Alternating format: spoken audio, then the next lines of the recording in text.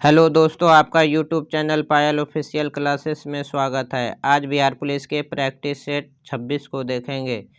तो चलिए चलते हैं क्वेश्चन की ओर। आज का पहला सवाल है, सैंधव सभ्यता के निवासियों द्वारा निम्न में से किस धातु का प्रयोग सर्वाधिक किया गया। सैंधव सभ्यता के निवासियों द्वारा निम्न में से किस धातु का प्रयोग सर्वाधिक किया गया। इसका राइट आंसर हो जाएगा कांस्य का। और हड़प्पा सभ्यता को हम लोग कांस्य युगीन सभ्यता से जानते हैं। और मोहनजोदड़ो से कांस्य की नृत्यांगना की मूर्ति मिली है। लोहा का सबसे ज़्यादा प्रयोग उत्तर वैदिक काल में शुरू हुआ था। अगला क्वेश्चन है, प्राचीन नगर तक्षशिला निम्नलिखित में से किनके बीच स्थित था। प्राचीन नगर तक्षशिला निम्नलिखित में से किनके बीच स्थित था। इसका राइट आंसर हो जाएगा सिंधु और झेलम नदी के बीच। तक्षशिला विश्वविद्यालय भारत का प्राचीनतम विश्वविद्यालय था। अगला क्वेश्चन है, निम्नलिखित चार वेदों में से किस एक में जादुई माया और वशीकरण का वर्णन है। निम्नलिखित चार वेदों में से किस एक में जादुई माया और वशीकरण का वर्णन है। तो इसका राइट आंसर हो जाएगा अथर्ववेद। अथर्ववेद चार वेदों में से अंतिम वेद है। अथर्ववेद का एकमात्र ब्राह्मण ग्रंथ गोपथ है। अथर्ववेद का उपवेद शिल्पदेव है और शिल्पदेव के रचयिता विश्वकर्मा को माना जाता है। अगला क्वेश्चन है, यूनानी स्रोतों में अग्रमीज और जैंड्रमीज मगध के किस शासक को कहा जाता है। यूनानी स्रोतों में अग्रमीज एवं जैंड्रमीज मगध के किस शासक को कहा जाता है। तो इसका राइट आंसर हो जाएगा घनानंद को कहा जाता है। घनानंद जो है ये नंद वंश का अंतिम शासक था और महापद्मनन नंद वंश के संस्थापक थे।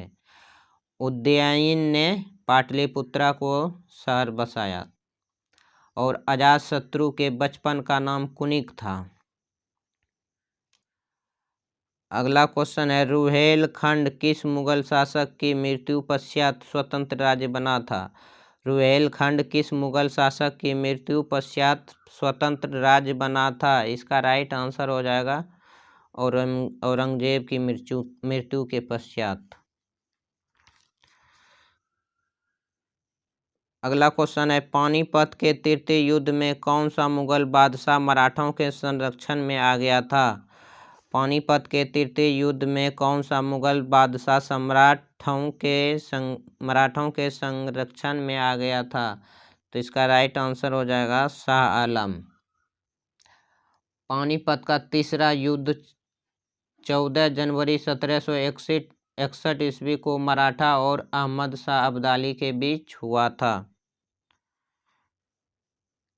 अगला क्वेश्चन है, 1798 ईस्वी में भारत का गवर्नर जनरल कौन बनकर आया था। 1798 ईस्वी में भारत का गवर्नर जनरल कौन बनकर आया था।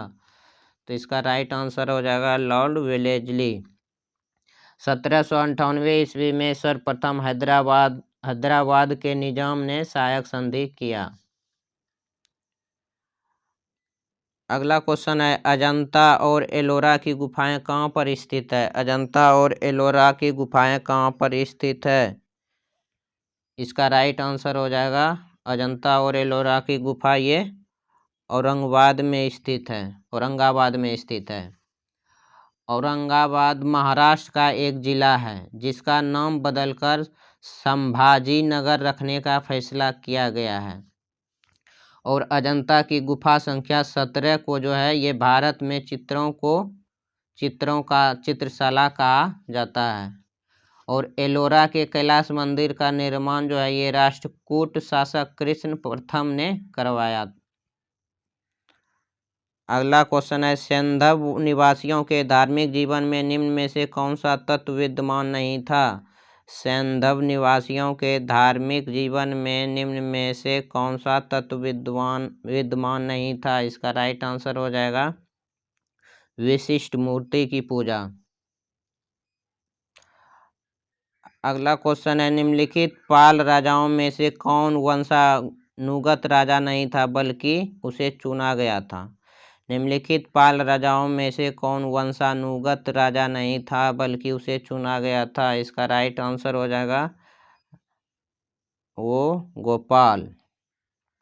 पाल वंश का संस्थापक गोपाल था और देवपाल ने मुंगेर को अपनी राजधानी बनाया था और धर्मपाल जो है पाल वंश का महानतम शासक था।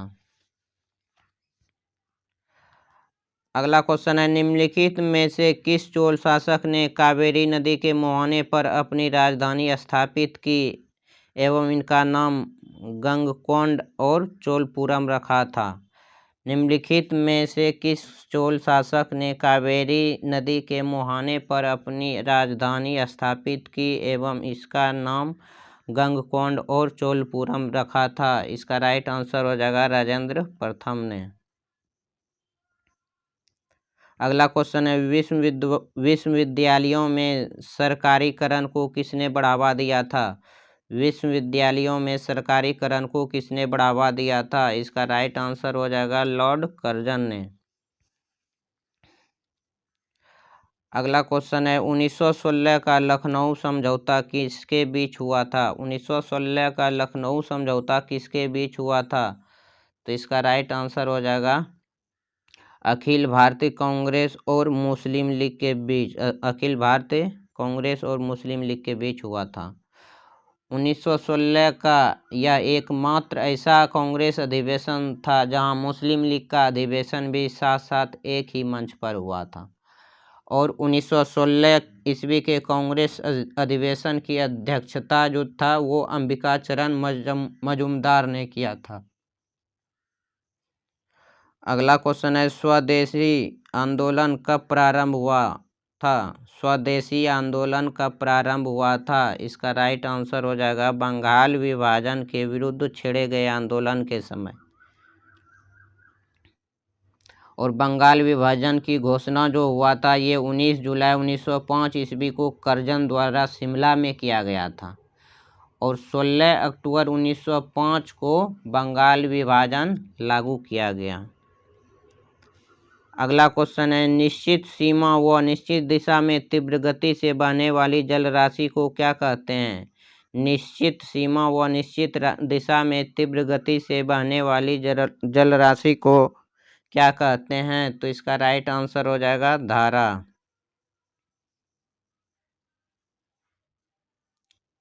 अगला क्वेश्चन है, किसी नदी के खड़े पार्श्व वाली गहरी व संकीर्ण घाटी को क्या कहते हैं। किसी नदी के खड़े पार्श्व वाली गहरी व संकीर्ण घाटी को क्या कहते हैं। तो इसका राइट आंसर हो जाएगा महाखड्ड। अगला क्वेश्चन है, भूकंप की प्रबलता किसमें मापी जाती है। भूकंप की प्रबलता किसमें मापी जाती है। भूकंप की प्रबलता रिएक्टर मापनी द्वारा मापी जाती है और सिस्मोग्राफी में भूकंप का ग्राफ दर्शाया जाता है और सिस्मोलॉजी से हम लोग भूकंप का अध्ययन करते हैं। अगला क्वेश्चन है, सहारा में प्रवाहित होने वाली गर्म शुष्क पवन कहलाती है। सहारा में प्रवाहित होने वाली गर्म शुष्क पवन कहलाती है। तो इसका राइट आंसर हो जाएगा सिराको। सहारा मरुस्थल विश्व का सबसे बड़ा मरुस्थल है और सिराको जो है ये सहारा मरुस्थल से भूमध्य सागर की ओर बहने वाली गर्म हवा है सिराको। अगला क्वेश्चन है, भारत में सबसे अधिक क्षमता का परमाणु ऊर्जा संयंत्र है कहाँ है। भारत में सबसे अधिक क्षमता का परमाणु ऊर्जा संयंत्र कहाँ है। तो इसका राइट आंसर हो जाएगा कुडुनकुलम में। कुडुनकुलम परमाणु संयंत्र रूस के सहयोग से तमिलनाडु में बनाया गया है और ये रावतभाटा जो है राजस्थान में परमाणु ऊर्जा संयंत्र है और कलपक्कम परमाणु संयंत्र तमिलनाडु में अवस्थित है और तारापुर परमाणु ऊर्जा संयंत्र महाराष्ट्र में स्थित है और तारापुर परमाणु ऊर्जा संयंत्र भारत का प्रथम परमाणु ऊर्जा संयंत्र है। अगला क्वेश्चन है भूगर्भिक समय मापक्रम का सबसे प्राचीन खंड है। भूगर्भिक समय मापक्रम का सबसे प्राचीन खंड है। इसका राइट आंसर हो जाएगा अधिकल्प शैल समूह। अगला क्वेश्चन है भारत में किस नदी का बेसिन क्षेत्र अधिक है। भारत में किस नदी का बेसिन क्षेत्र अधिक है, तो इसका राइट आंसर हो जाएगा गंगा। गंगा। भारत की मुख्य मिट्टी जो है ये जलोढ़ मिट्टी है। अगला क्वेश्चन है 9 डिग्री चैनल स्थित है। 9 डिग्री चैनल स्थित है। 9 डिग्री चैनल स्थित है। 9 डिग्री चैनल स्थित लक्षद्वीप में है। और 9 डिग्री चैनल जो है ये लक्षद्वीप और मिनिकॉय के मध्य अवस्थित है। और 8 डिग्री चैनल जो है ये मालदीव और मिनिकॉय के मध्य अवस्थित है। और 10 डिग्री चैनल जो है छोटा अंडमान और कार निकोबार के मध्य अवस्थित है। अगला क्वेश्चन है राष्ट्रपति के उम्मीदवार के लिए क्या आवश्यक नहीं है। राष्ट्रपति के उम्मीदवार के लिए क्या आवश्यक नहीं है, तो इसका राइट आंसर हो जाएगा पढ़ा लिखा होना। पढ़ा लिखा हो। राष्ट्रपति 5 वर्ष के लिए चुना जाता है।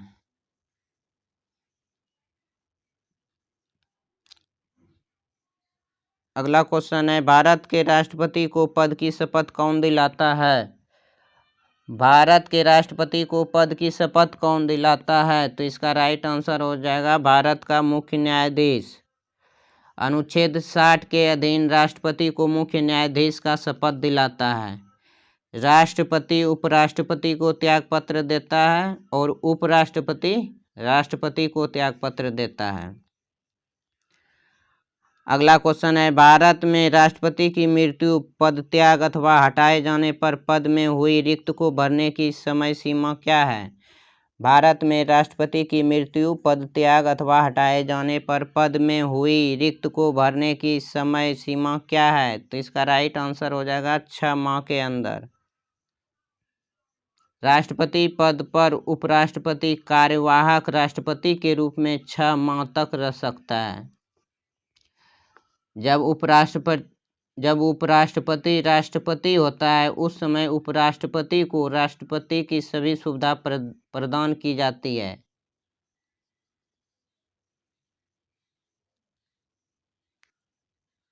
अगला क्वेश्चन है आकस्मिक निधि को राष्ट्र कैसे व्यय कर सकता है। आकस्मिक निधि को राष्ट्र कैसे व्यय कर सकता है, तो इसका राइट आंसर हो जाएगा संसदीय स्वीकृति के बाद।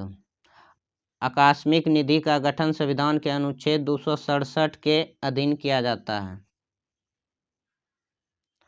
अगला क्वेश्चन है भारत में राष्ट्रपति के चुनाव संबंधित विवाद के मामले को निम्नलिखित में से किसके पास भेजा जाएगा। भारत में राष्ट्रपति के चुनाव संबंधी विवाद के मामले को निम्नलिखित में से किसके पास भेजा जाएगा। इसका राइट आंसर हो जाएगा भारत के उच्चतम न्यायालय के पास। अगला क्वेश्चन है भारत के किस राष्ट्रपति ने पूर्व में लोकसभा अध्यक्ष का पद भी संभाला था। भारत में किस राष्ट्रपति ने पूर्व में लोकसभा अध्यक्ष का पद भी संभाला था। इसका राइट आंसर हो जाएगा एन संजीव रेड्डी। 1977 ईस्वी में नीलम संजीव रेड्डी निर्विरोध जीत हासिल करने वाले भारत के एकमात्र राष्ट्रपति हैं। और भारत का प्रथम दलित राष्ट्रपति के आर नारायणन है। और भारत के प्रथम जनजाति राष्ट्रपति द्रौपदी मुर्मू है। अगला क्वेश्चन है भारत का राष्ट्रपति किसको संबोधित करके अपना त्यागपत्र लिखेगा। भारत का राष्ट्रपति किसको संबोधित करके अपना त्यागपत्र लिखेगा। इसका राइट आंसर हो जाएगा उपराष्ट्रपति को। उपराष्ट्रपति अपना त्यागपत्र राष्ट्रपति को देगा। राज्यपाल भी राष्ट्रपति को त्यागपत्र सौंपता है। उच्च एवं उच्चतम न्यायालय के न्यायाधीश भी राष्ट्रपति को त्यागपत्र सौंपता है। अगला क्वेश्चन है उपराष्ट्रपति कब राष्ट्रपति का पद ग्रहण कर लेता है। उपराष्ट्रपति कब राष्ट्रपति का पद ग्रहण कर लेता है? तो इसका राइट आंसर हो जाएगा राष्ट्रपति की मृत्यु होने पर, राष्ट्रपति के बीमार होने पर, राष्ट्रपति का पद रिक्त होने पर तथा राष्ट्रपति के अनुपस्थित होने पर, उपर्युक्त सभी स्थितियों में। उपराष्ट्रपति अधिकतम 6 माह तक राष्ट्रपति का कार्यभार संभाल सकता है। उपराष्ट्रपति के भी अनुपस्थित होने पर भारत का मुख्य न्यायाधीश राष्ट्रपति के रूप में कार्य करता है। अगला क्वेश्चन है, भारत के राष्ट्रपति और उपराष्ट्रपति की अनुपस्थिति में निम्नलिखित में से कौन सा पदाधिकारी राष्ट्रपति के रूप में कार्य करेगा? भारत के राष्ट्रपति और उपराष्ट्रपति की अनुपस्थिति में निम्नलिखित में से कौन सा पदाधिकारी राष्ट्रपति के रूप में कार्य करेगा? तो इसका राइट आंसर हो जाएगा उच्च न्यायालय का प्रधान न्यायाधीश। उच्च न्यायालय का प्रधान न्यायाधीश। अनुच्छेद 65 राष्ट्रपति की मृत्यु, त्यागपत्र या पद से हटाए जाने की स्थिति में राष्ट्रपति का पद उपराष्ट्रपति द्वारा संभालने का प्रावधान करता है। अगला क्वेश्चन है, भारत के प्रधानमंत्री का पद है। भारत के प्रधानमंत्री का पद संविधान द्वारा सृजित है।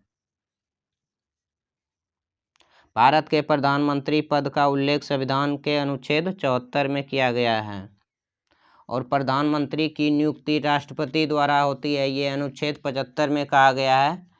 प्रधानमंत्री के सलाह पर अन्य मंत्रियों को राष्ट्रपति नियुक्त करता है। अगला क्वेश्चन है, निम्नलिखित में से किस एक को छोड़कर राष्ट्रपति सभी को अपने पद से हटा सकता है? निम्नलिखित में से किस एक को छोड़कर राष्ट्रपति सभी को अपने पद से हटा सकता है? तो इसका राइट आंसर हो जाएगा मंत्रिपरिषद को छोड़कर राष्ट्रपति भारत का महान्यायवादी तथा राज्यों के राज्यपाल को पद से हटा सकता है। अगला क्वेश्चन है, निम्नलिखित में से किस द्रव का घनत्व सबसे कम है? निम्नलिखित में से किस द्रव का घनत्व सबसे कम है? तो इसका राइट आंसर हो जाएगा पेट्रोल। पेट्रोल की शुद्धता जो है ये ऑक्टेन नंबर से ज्ञात किया जाता है और डीजल की गुणवत्ता जो है C10 संख्या से ज्ञात किया जाता है और जल में नमक मिलाने से घनत्व बढ़ जाता है। अगला क्वेश्चन है, न्यूनतम तापमान पैदा करने के लिए निम्नलिखित में से किस सिद्धांत का प्रयोग किया जाता है? न्यूनतम तापमान पैदा करने के लिए निम्नलिखित में से किस सिद्धांत का प्रयोग किया जाता है? तो इसका राइट आंसर हो जाएगा अतिचालकता, सुपर कंडक्टिविटी। अगला क्वेश्चन है, प्रकाश विद्युत सेल बदलता है। प्रकाश विद्युत सेल बदलता है। प्रकाश विद्युत सेल प्रकाश ऊर्जा को विद्युत ऊर्जा में बदलता है। अगला क्वेश्चन है, भिन्न भिन्न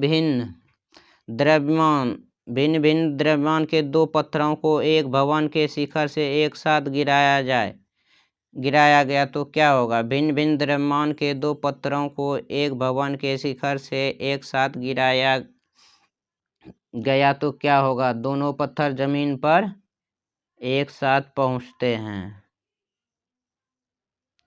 अगला क्वेश्चन है, पल्सर होते हैं तेजी से घूमने वाला तारा और सबसे चमकीला तारा साइरस है। ध्रुव तारा जो है ये हमेशा उत्तर दिशा में चमकता है। अगला क्वेश्चन है, घरेलू विद्युत उपकरणों में प्रयुक्त सुरक्षा फ्यूज तार उस धातु से बनी होती है जिसका गलनांक कम हो। घरेलू विद्युत उपकरणों में प्रयुक्त सुरक्षा फ्यूज तार उस धातु से बनी होती है जिसका गलनांक कम हो। अगला क्वेश्चन है, निम्नलिखित कण एक ही गतिज ऊर्जा के साथ चल रहे हैं, उनमें से सबसे अधिक संवेग किसका होगा? निम्नलिखित कण एक ही गतिज ऊर्जा के साथ चल रहे हैं, उनमें से सबसे अधिक संवेग किसका होगा? तो इसका राइट आंसर हो जाएगा अल्फा कण का। अगला क्वेश्चन है, पारसेक किसकी इकाई है? पारसेक किसकी इकाई है? तो इसका राइट आंसर हो जाएगा खगोलीय दूरी की। दूरी मापने की सबसे बड़ी इकाई पारसेक है और एक पारसेक बराबर होता है 3.26 प्रकाश वर्ष। अगला क्वेश्चन है, निम्नलिखित में से कौन सी राशि अदिश है? निम्नलिखित में से कौन सी राशि अदिश है? तो इसका राइट आंसर हो जाएगा कार्य अदिश राशि है। वैसी भौतिक राशि जिनमें परिमाण होता है लेकिन दिशा नहीं, उसे अदिश राशि कहते हैं। और वैसा भौतिक राशि जिसमें परिमाण के साथ साथ दिशाएं भी होती है, जो योग के निश्चित नियमों का पालन भी करती है, उन्हें सदिश राशि कहते हैं। अगला क्वेश्चन है, बार किसका मात्रक है? बार किसका मात्रक है? इसका राइट आंसर हो जाएगा वायुमंडलीय दाब का मात्रक है। अगला क्वेश्चन है, रंगीन पदार्थों का सल्फर डाइऑक्साइड से विरंजन का कारण है? रंगीन पदार्थों का सल्फर डाइऑक्साइड से विरंजन का कारण है, तो इसका राइट आंसर हो जाएगा अपचयन। अगला क्वेश्चन है, आघात वर्धित तथा तन्य तत्व है? आघात वर्धित तथा तन्य तत्व है, तो इसका राइट आंसर हो जाएगा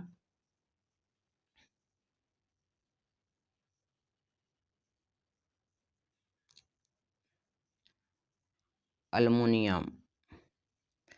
अगला क्वेश्चन है, सहसंयोजक यौगिक प्रायः इनमें विलय होते हैं? सहसंयोजक यौगिक प्रायः इनमें विलय होते हैं, तो इसका राइट आंसर हो जाएगा कार्बनिक विलायक।